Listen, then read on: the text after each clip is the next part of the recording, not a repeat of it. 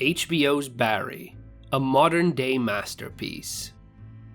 Recently, at least at the time of me writing this script, Barry finally came to its conclusion after 4 seasons. What is Barry? Well, a dark dramedy that follows a hitman trying to leave his life of violence and killing behind and become a genuine Hollywood actor. If that summary doesn't already tickle your fancy, then that's what the rest of this video is for. Barry is Bill Hader's baby. It seems to have been his pet project made specifically to allow him to show off his directorial and acting chops in a setting that he hasn't really had the opportunity to stretch his legs in before. You see, most people know him as that guy from SNL and a bunch of other straight-up comedies. But in Barry, he has given himself an opportunity to show viewers what he can do with more dramatic and dark material. And the result has been surprising, to say the least.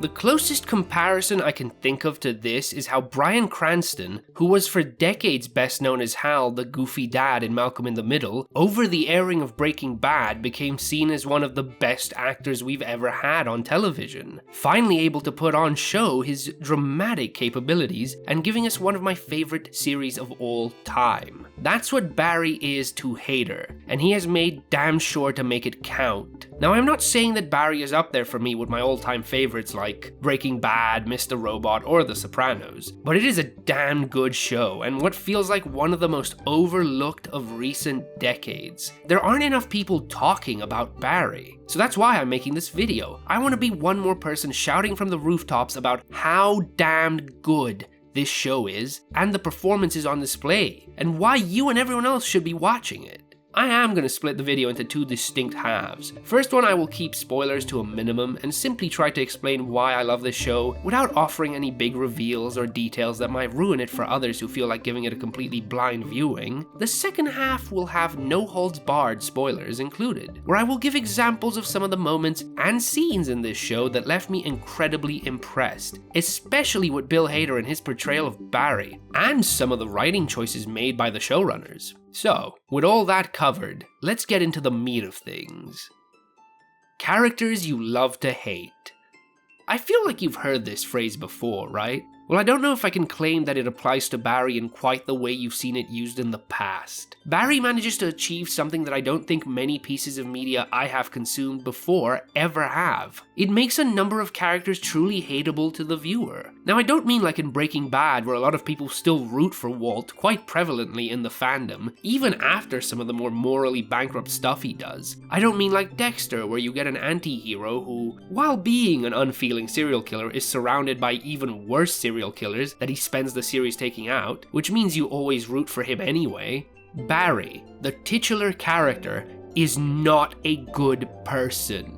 If you actually root for and like Barry as a human being as this show progresses, then I legitimately worry for you. It feels like Hader and the rest of the people working on this show knew exactly what they wanted to achieve with this character. They wanted to create a true example of a bad person, who the viewers are supposed to become more and more distant to and more disapproving of as the series progresses, not to idolize him by the end. He is constantly shown to be so damaged, so dangerous, so unpredictable and willing to do anything when it comes to self-preservation that at certain points and in certain scenes of this series, I was genuinely unsettled by the things he said, thought, and did.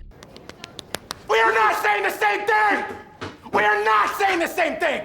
If I don't do this, I don't live! I have to do this to fucking live! Don't fucking laugh at me! My whole life! My whole fucking life! Barry? I need you to do this for me now! Now! Barry is not okay. That's the point. He is not a functional human being. He is a killer whose entire life has consisted of being a killer. So long as it's for his own preservation or gain, Barry quite literally feels nothing in snuffing the life out of others, innocent or otherwise. On top of that, there is a very clear anger problem that the character faces, as there are moments throughout where his outbursts and reactions to dire situations are so incredibly way out of proportion. The way he flips from seemingly calm to utterly deranged and raving speaks volumes for the amazing acting put on display by Hader. By the conclusion of the show, I can safely say, I hope I never meet a human being like Barry, because he is a monster. This is one of the things that compelled me to keep watching. After a point, I just wanted Barry to finally face consequences, to have to deal with his comeuppance after repeatedly doing terrible things to the people closest to him. I very quickly stopped rooting for him, and very few shows have the dedication to make a main character that can truly elicit that reaction from their audience. It's really ballsy. Even iconic characters that people hate, like Joffrey from Game of Thrones, were nowhere near the protagonist of the show,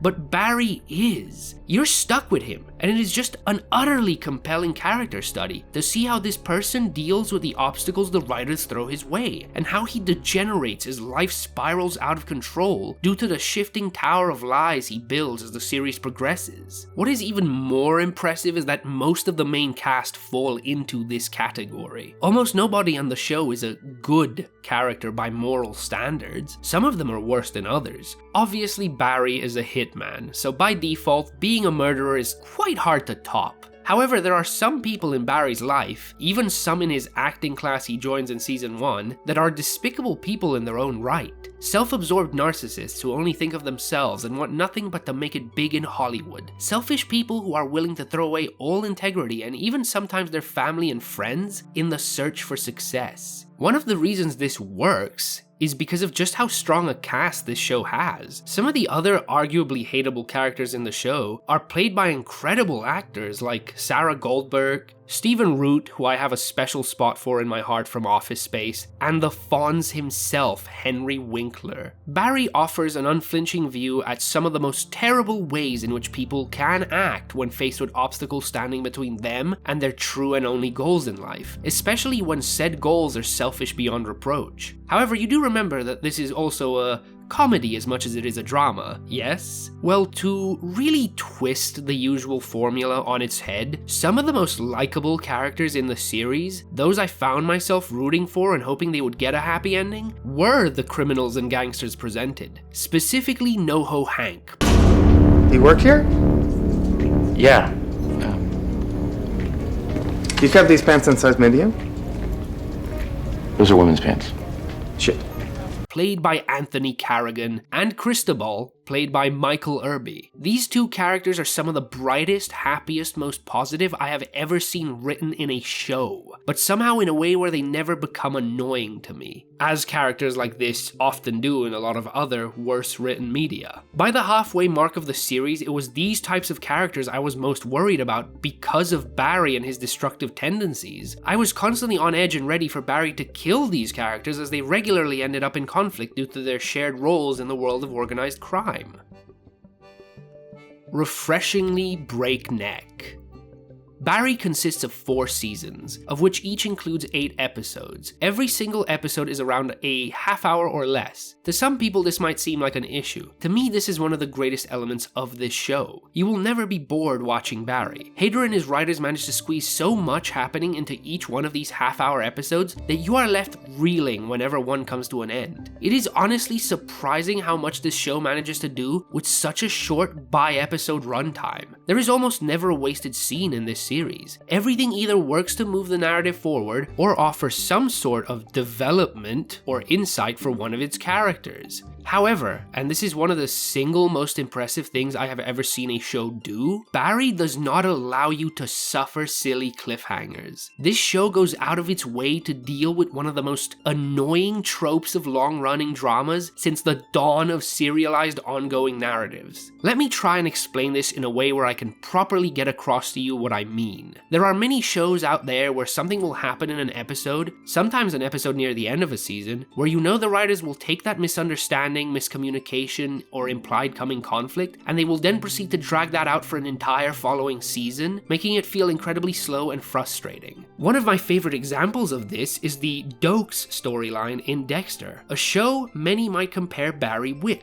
There is an entire season, more or less, after Dokes, a detective, figures out that Dexter is a serial killer, where Dexter simply cannot deal with Dokes, an active threat to him because the show needs to go on, and this offers a lazy and convenient conflict to stretch out for another few episodes. Barry quite literally does the opposite multiple times throughout his series. You will see Barry faced with an obstacle that carries the same potential to be turned into a long-running plot thread that will lose steam as it is beaten to death for the show to have a convenient path for the narrative to go, and Barry will deal with that threat in the same episode. The situation will be resolved instantly because realistically, someone as on edge as Barry, as driven by self-preservation and the need for what he sees as a quiet, perfect life, will not play along with other characters to create this artificial drama. Me seeing this take place in season 1 is what sold me absolutely on this series. I could not believe that I had finally found a show that takes this frankly pathetic and overworn trope on television and instantly proves it is willing to go off the rails and into places you'd never have believed the narrative would dare to tread. Alright folks, from the next section onwards you can start expecting some proper spoilers, as I will more than likely talk about some specific events and scenes that left me floored. You had your warning. Those of you that don't care about spoilers, please keep watching. Those of you that do, go watch Barry, it's super short, and then come back to the video later.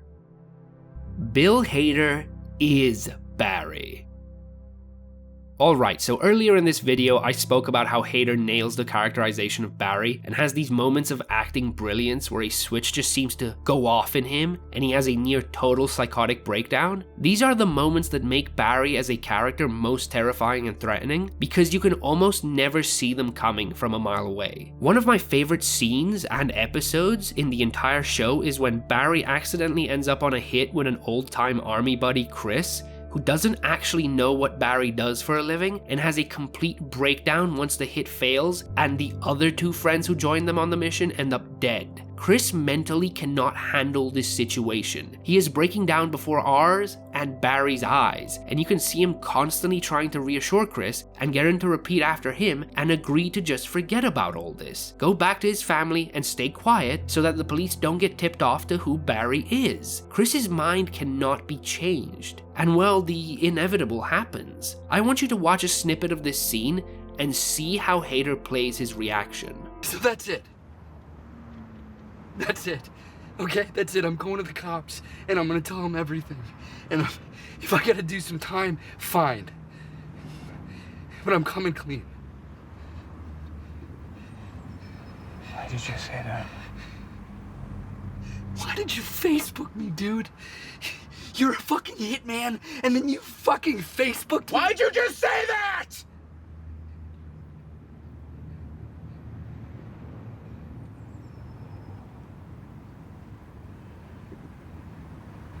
I told you to get out of the car, man.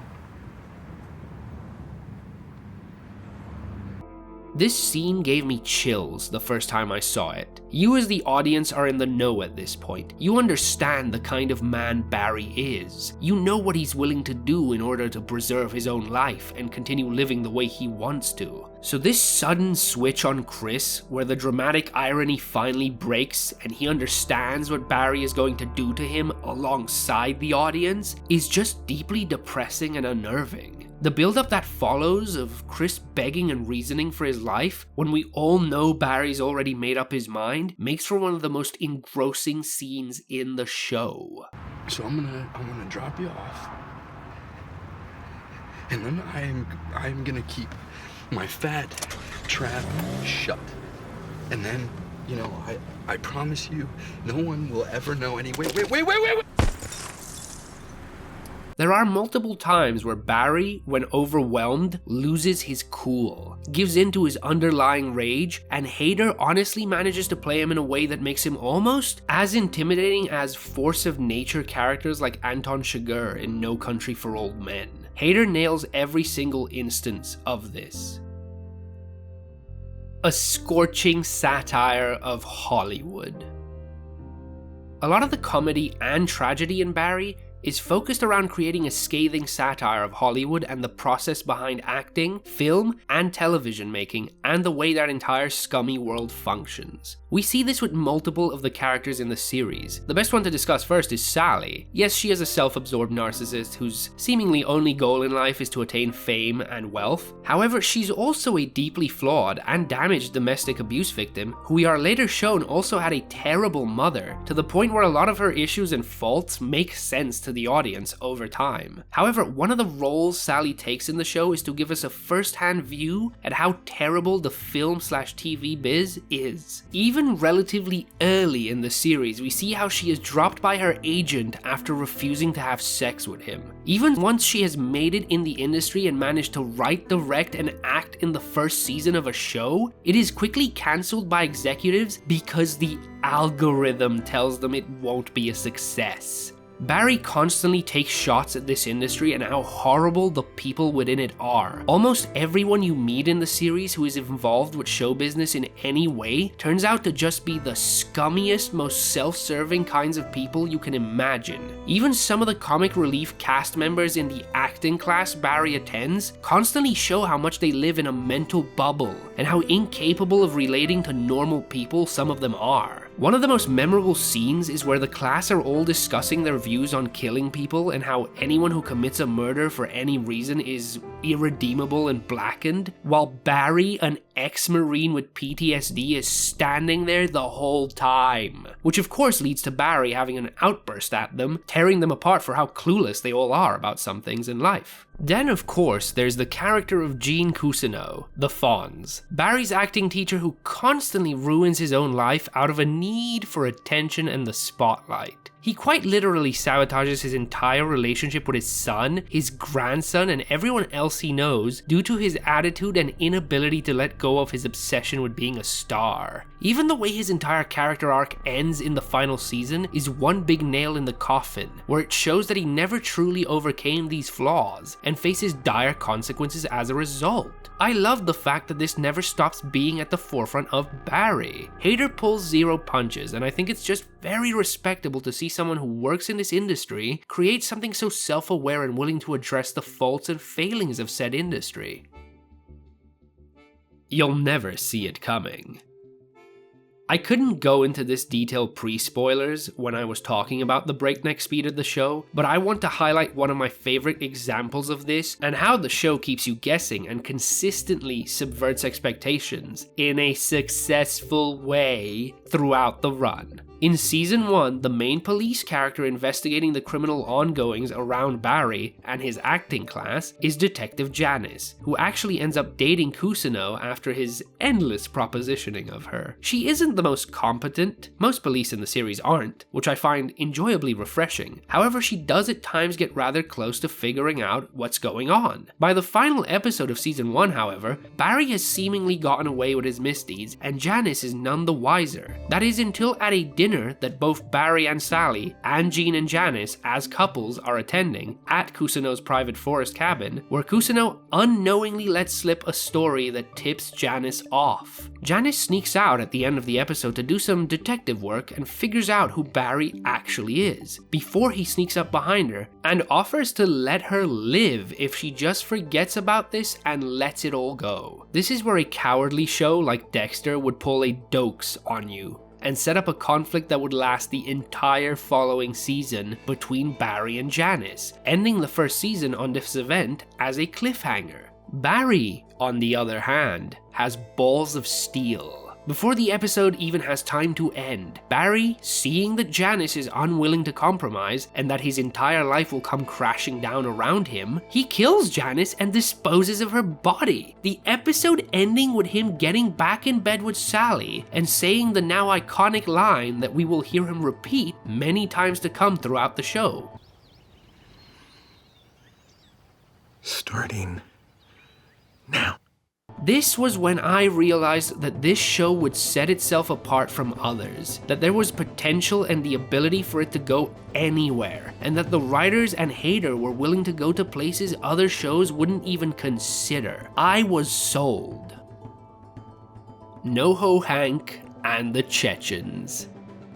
Again, I mentioned Noho Hank earlier, but I honestly cannot put into words how impressed I was with Anthony Carrigan in this role. Even at the darkest and most depressing moments of the show, whenever Noho, which stands for North Hollywood, Hank, is on screen, you're probably going to laugh, or at the very least spend the whole time smiling. He manages to play this gangster with zero qualms about murder and doing what he has to for his crime family as this likable, endearing, and at times just utterly charming character. One who over the series develops an incredible amount, growing from a nobody henchman to the head of the Chechen mob in Hollywood. Throughout this journey, we as viewers follow him and truly feel every tragedy that befalls him. It legitimately hurts to see Hank suffer, but every character on this show does. He's also an incredible example of a character who is gay, but done really well in fiction. It doesn't feel even slightly out of character for viewers when it's revealed that he's gay, nor when he develops a relationship with Cristobal, the head of the Bolivian mob. It's all played and written so well and so believably. These two actors bring such a genuine chemistry, energy, and joy in the way they interact on screen that it only seems natural. A great example of how to write a same-sex relationship in a way that doesn't feel like you're pandering or queer-baiting your audience. An example I hope to see shows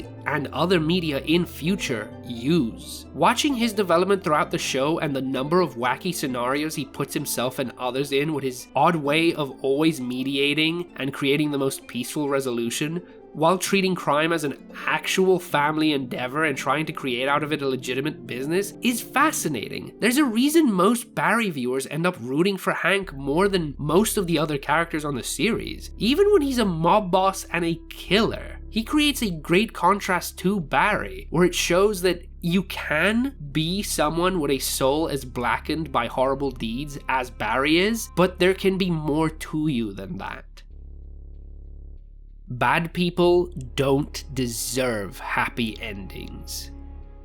Last but certainly not least, I liked Barry's ending. Yeah, I know, it's sad that we've reached an era where a show's ending actually sticking the landing is something that I need to make a big deal out of, but it seems that is where we are now. Barry is a story where if you watched it expecting a happy ending, you are, and I'm sorry to be the one to break this to you, utterly delusional. There are too many people in Barry who have done really bad things and have yet to face the consequences for them, not least of which is the main character himself. So when the final season dropped and we got what you could consider an incredibly dark ending, I was actually okay with it. Barry is dead, but the whole world thinks he's a hero. Kusanao has ended up in prison for probably the rest of his life because of his own obsession and stupidity. Barry's son is traumatized and will likely accept the fiction that his dad was a hero just to hide from the painful truth. And Noho Hank dies thinking of how he's achieved nothing and holding the hand of the statue of the person who was the love of his life and he had to watch die. Tragedy after tragedy after tragedy, but every single one makes narrative sense. These characters all dug their graves and laid down in them by choice. Hell, there are only two characters with reasonably happy endings. Sally, who goes on to become an acting teacher and writes and puts on plays, still gets to live her dream, if on a smaller, much less glamorous scale, but pretty much ends the series in the exact same spot where Kusanao started it. And of course, fan favorite Satan incarnate Fuchs. I haven't talked about Fuchs. I am sorry, this script is already immense. I can't make this video as long as the show. Go watch the damned series. However, Fuchs is an on-again, off-again antagonist for pretty much the entire runtime, and he consistently makes choices that pretty much ensure his soul, if he has one, is damned for eternity. Fuchs does evil crap constantly, and his obsession with Barry and proving he's useless without him and will always be dependent on him borders on psychotic. However, he ends up being one of the only characters who at the last moment, when faced with the possibility of making a really bad choice and hurting the person who he's been an antagonist to the entire series, instead actually changes and makes a selfless decision. So we as the audience see this reprehensible character who dares to change, even if for a moment. We aren't supposed to expect that there's any real coming back for him after all he's done, but by making the correct choice just once in his life, he manages to get away in the end. That is something that Barry as a series explores from episode 1, whether people are actually capable of change, especially change for the better. We are shown many examples of characters who fail, who when faced with obstacles and difficulties make the wrong choice. Characters who may very well, like Barry, be incapable of change for the better because he literally cannot comprehend how to be a good person. Deep down, that component that makes someone that kind of human is just missing in him. He arguably even mirrors Fuchs in a way, by turning himself in at the very end, but dying unexpectedly at the hands of Kusanao. He's actually remembered the way he always wanted to portray himself to the world, a hero instead of a monster. Whereas characters who make the incorrect decision right at the finish line, like Kusanao, like Noho Hank, all end up facing the consequences of their actions sooner or later, and having endings far more tragic than they arguably deserved. I love this about this series. It feels like a realistic depiction of these themes and ideas. Of course, some people will never change. Some people just cannot do it. Not everyone can have a happy ending, and Barry makes no excuses for them. The world isn't always a good place, and not everyone can be a good person. Sometimes the choices they make set them on a path of self-destruction that nothing they ever do after will take them back off of. While other times a single moment of morality, a singular act of kindness in the face of certain death, actually saves them from an untimely demise or a consequence even worse. Just like in the real world, the people who were monsters all along sometimes get away with it. They're remembered as heroes, the media glorifies them, and the world never finds out what they truly did. Barry, as a piece of fiction, has the balls to give you an ending as real as the horrible world that it satirizes. As a viewer, I am thankful shows like that still exist. Starting now. Look, even if you have watched this whole video and haven't seen Barry, trust me, go give it a go. The stuff I spoiled isn't enough to really ruin the moment-to-moment comedy, or the amazing performances put on by an exceptional cast. This is one of those shows that I feel a long time from now will be remembered as an absolute cult classic. It offers so much that other serialized TV just isn't willing to do. It explores dark themes in a way most television is too afraid to because of the risk that it might push away potential viewers. However, that didn't stop me. I'll always remember this series. It might not be the best thing I've ever seen, but it's gonna go up on that list with the greats, just because of the things it gets right. Don't let it stop you either. Give Hader a chance to prove himself as the actor he's clearly capable of becoming, and keep your eyes out for what he does in the future. Cause to me, Barry feels like it's only just the beginning.